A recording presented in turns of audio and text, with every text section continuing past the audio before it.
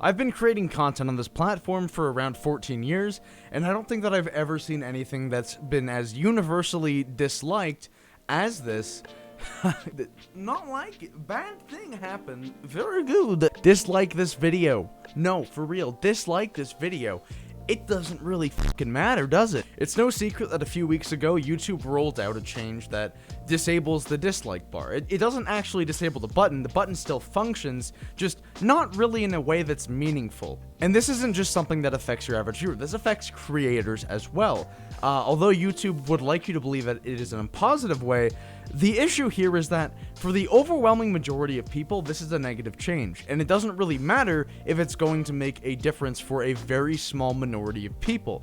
The reasons that YouTube gives are muddy at best, but basically it's been boiled down to we don't want people to be dislike bonded or targeted dislike attacks. And to me, when I think about that, I'm not thinking about, a tiny creator that has had a group of people gang up on them and dislike their videos. I feel like comments would be much nastier about that, which can be disabled, just like how ratings can also be disabled. The real issue here lies with the fact that there are big corporations, such as YouTube themselves, that have had their videos dislike bombed. The issue, though, is that dislike bombing wasn't necessarily unjustified. The reason why YouTube Rewind received so many dislikes a couple of years ago is not because people were trying to attack YouTube. It was because of the fact that it was completely disconnected from the creators that actually made the platform what it is at a fundamental level. From a business standpoint, it makes sense that YouTube would want to do something that would appease companies and make them happier. Having a game trailer or an ad have hundreds of thousands or millions of dislikes does not look good for your brand, and they're going to be unhappy with YouTube. I totally understand that, but there are also hundreds of thousands of creators that rely on this platform, both for reliability purposes and for income purposes, and not having a dislike count has a serious impact on that. I could go on for hours and hours about the amount of people that have outwardly spoken about disliking the removal of the dislike count, but I'm going to illustrate two comments that I think are pretty much a perfect summary of my issues with this on the grand scale of things. From iGargle on Reddit. Last year, I had to replace my brake pads and went on YouTube to find a good tutorial with the right instructions and specifics on materials required. I spent about an hour or two digging through multiple videos from smaller channels, and I was using the like to dislike ratio to judge the videos based on quality, so that I didn't have to waste half an hour watching the whole thing just to be disappointed. I ended up using only 2 full videos to get all the information I needed. Needless to say, YouTube removing the dislike option not only makes the original concept of YouTube more difficult to use, but it separates actually technically correct channels from wrong ones that use fancy thumbnails and editing to mislead the viewer into thinking the opinions and materials shown are from the most experienced YouTube creator.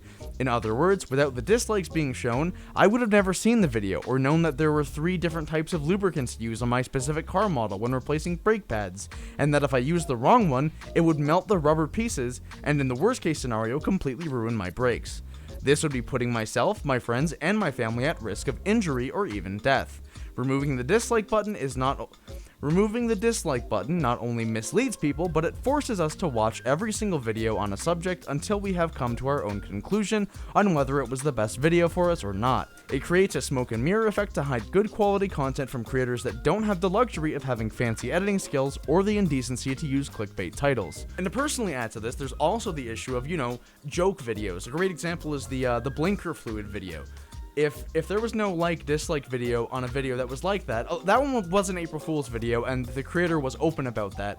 But if somebody was doing something with more malicious intent, good example being way back the microwaving of iPhones started by 4chan, they could definitely be malicious with this. And overall, I definitely think that that's going to cause a lot more harm to people day to day than, the occasional small creator that's affected by a bunch of people disliking their videos.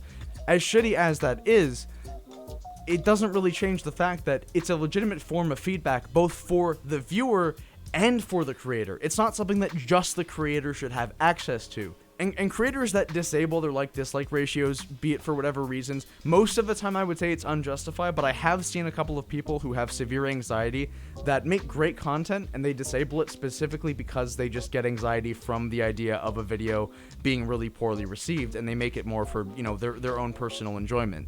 At the very least, this should have been an optional thing. This shouldn't have been something that was rolled out on a platform-wide scale to every single channel, especially tutorial channels. The reply to the comment is rather interesting as well. Hard to swallow truth. Tutorial videos like that without millions of views are no longer YouTube's target market, so they don't give a fuck about ruining them. It costs them way more, i.e. it doesn't make them revenue, to host quality content versus clickbait garbage, pushing the platform from more specialized content with low viewers to mainstream content that is totally garbage in their best interest. I bet they'd love to purge millions of quality tutorials like that because it doesn't make them money. The dislike counter is not only just something that gives creators feedback, it is a tool to fight misinformation.